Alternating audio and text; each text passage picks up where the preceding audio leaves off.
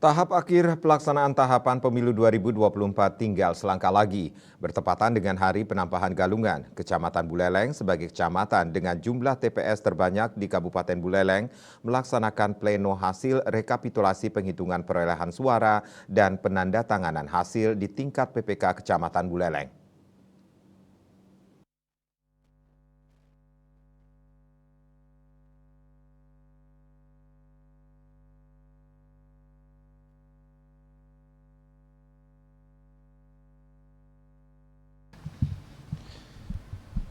Dihadiri oleh Camat, Buleleng Kapolsek, dan Ramil Ketua Panwaslu serta seluruh Ketua PPS serta saksi parpol.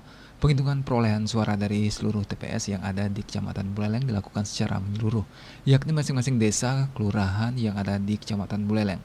Menurut Ketua Pengawas Pemilu Kecamatan Buleleng, Dewo Madesweker, hingga kini belum ada kendala yang berarti selama proses tahapan pemilu, khususnya pleno penghitungan perolehan suara.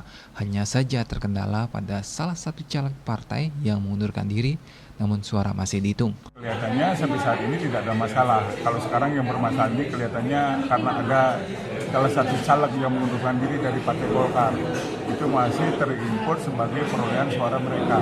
Seharusnya sesuai ketentuan yang berlaku, bahwasanya apabila ada caleg yang mengundurkan diri, termasuk TMS atau yang meninggal dunia, suara sahnya untuk ke partai.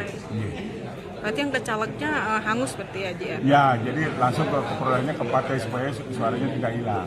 Sementara Ketua PPK Buleleng, Adi Pramarta, menyatakan proses penghitungan perolehan suara berjalan dengan lancar dan tidak ada kendala yang berarti. Namun ia mengakui penggunaan Sirekap masih terkendala dan bisa diatasi dengan penghitungan suara secara real per TPS. Logistiknya nanti kita akan melakukan pengembalian logistik untuk Kecamatan Buleleng itu nanti di jam 1 siang. Nanti truk akan datang membawa logistik yang sudah kami simpan dengan baik di belakang kelas penuh di sini di dalam ruangan ini.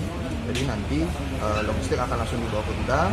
Lalu untuk logistik yang lain terkait print hard copy hasilnya itu akan kami bawa ke KPU dan juga hard copy untuk planunya juga kami akan bawa langsung ke KPU.